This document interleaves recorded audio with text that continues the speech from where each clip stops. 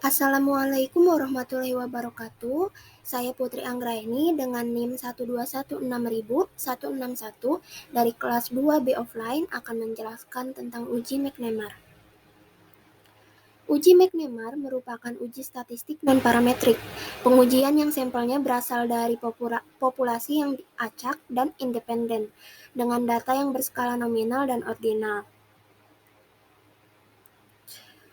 Fungsinya terdapat beberapa fungsi, yaitu membandingkan distribusi dua variabel yang berhubungan atau membandingkan satu variabel pada dua kelompok sampel yang berhubungan. Selanjutnya, umumnya menaksirkan perubahan sebelum dan sesudah atau pada situasi pengukuran berulang di mana respons setiap subjek diukur dua kali kemudian dibandingkan. Lalu menguji efektivitas suatu treatment seperti pelatihan, promosi, pengawasan, dan lain-lain.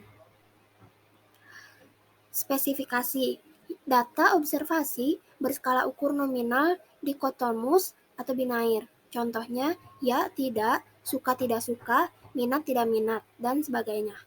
Data disusun dalam tabel kontingensi 2x2 sebagai berikut seperti yang terdapat di layar. Yang menjadi perhatian dari tabel hanyalah sel-sel yang mengalami perubahan, seperti sel A berubah dari kategori positif ke kategori negatif, dan sel D berubah dari kategori negatif ke kategori positif. Statistik uji McNemar dikembangkan dari uji chi-square, sehingga statistik uji McNemar yaitu chi-square sama dengan A min D dalam kurung kuadrat per A plus D, mendekati distribusi chi-square dengan DB sama dengan 1. Statistik ujinya distribusi chi-square akan lebih tepat jika dilakukan koreksi untuk kontinuitas, sehingga rumus tersebut dikoreksi oleh Yates pada tahun 1934 dengan cara mengurangi dengan angka 1, sehingga rumus yang digunakan koreksi kontinuitas adalah sebagai berikut.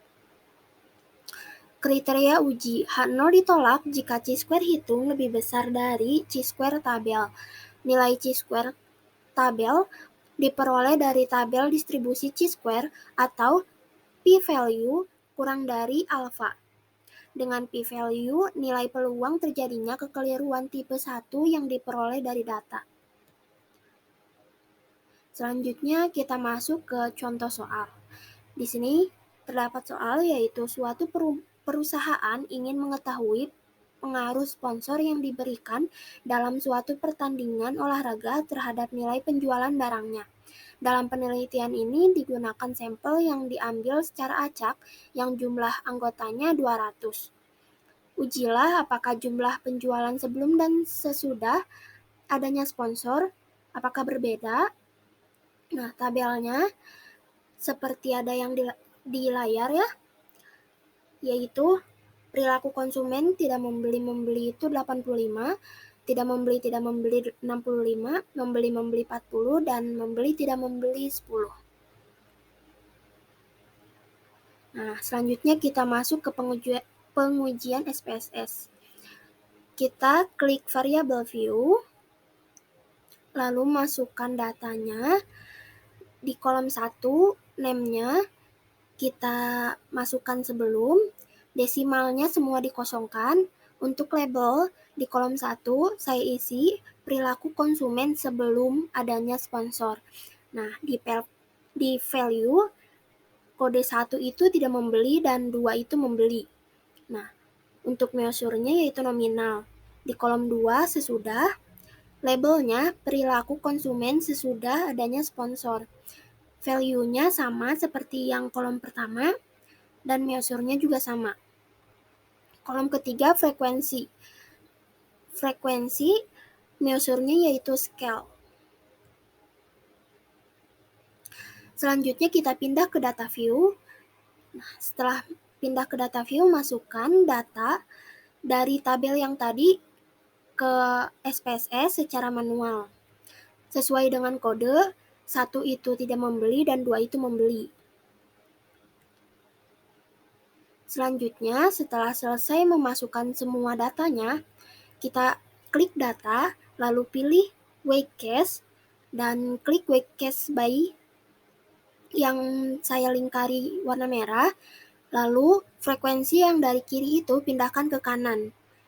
Setelah itu klik OK.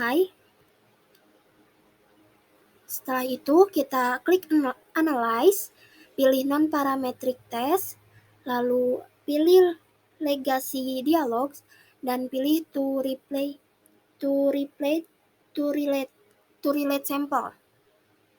Mohon maaf, kita klik To Relate Sample, lalu data yang pertama yaitu perilaku konsumen sebelum adanya sponsor masukkan ke variabel 1, dan perilaku konsumen setelah ada sponsor masukkan ke variabel 2, lalu klik McNemar yang saya lingkari karena ini uji McNemar. Yang lainnya jangan di checklist ya. Lalu klik OK. Maka data akan keluar seperti yang terdapat pada layar. Selanjutnya, kita buat laporan yang berisi hipotesis statistik, yaitu H0, tidak terdapat perbedaan jumlah penjualan sebelum dan sesudah penjualan. H1, terdapat perbedaan jumlah penjualan sebelum dan sesudah adanya sponsor. Mohon maaf, yang H0 itu sesudah sponsor ya. Lalu alfa, 5%. Statistik ujinya, yaitu Chi-square 57,642 dan kriteria ujinya H0 ditolak jika Chi-square hitung lebih besar dari Chi-square tabel. Dan DF-nya sama dengan 1, Chi-square tabelnya sama dengan 3,84. Maka kesimpulan yang dapat kita ambil yaitu karena Chi-square hitung sama dengan 57,642 lebih besar dari Chi-square alpha atau Chi-square tabel sama dengan 3,84, maka H0 ditolak.